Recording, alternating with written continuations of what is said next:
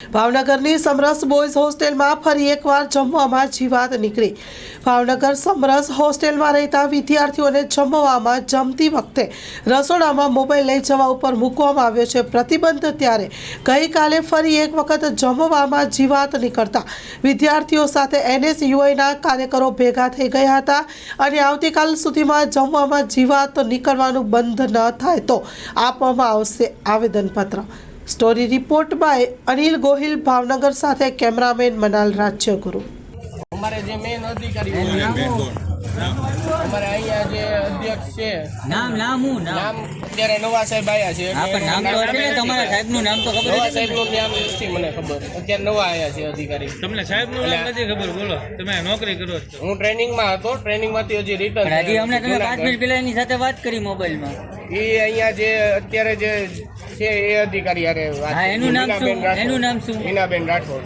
Okay, અને 12 વૈયાઓ મોટા ભાઈ આપણે સેમેસ્ટર 3 માં રહું છું અને આ સમરસની અંદર છેલ્લા 2 વર્ષથી રહું છું। સમરસની અંદર આવી હવે અવારનવાર છે જે જમવાની સમસ્યા હોય છે અને હમણાં તો કેટલા દિવસથી, હમણાં 2 દિવસથી આંદોલન પણ કર્યું છે, પરંતુ સુધારો કમિટી નક્કી કરી છે, પરંતુ છતાં પણ વારા ઘડીએ જીવડા ખાવામાં આવે છે।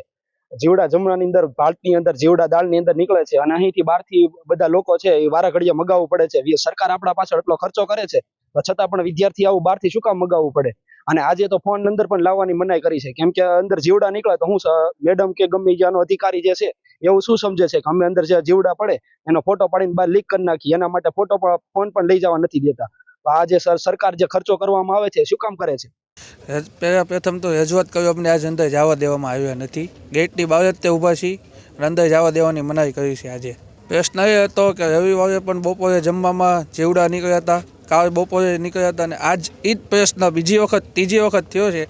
આજે અમે રજૂઆત કરવા આવ્યા હતા, NSUI વાળા અંદર જવા દેવામાં નથી આવ્યા।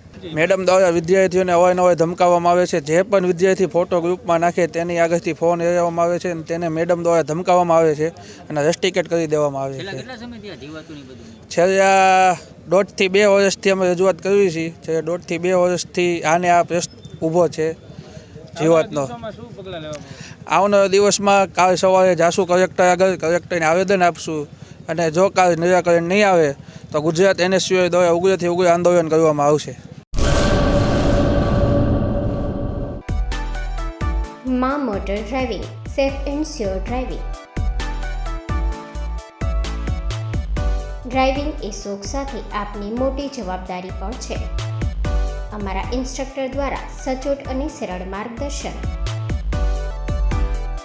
આપની રોજની તાલીમની માહિતી મેળવીને શું અધુરાશ છે એના ઉપર પૂરું ફોકસ કરાય છે।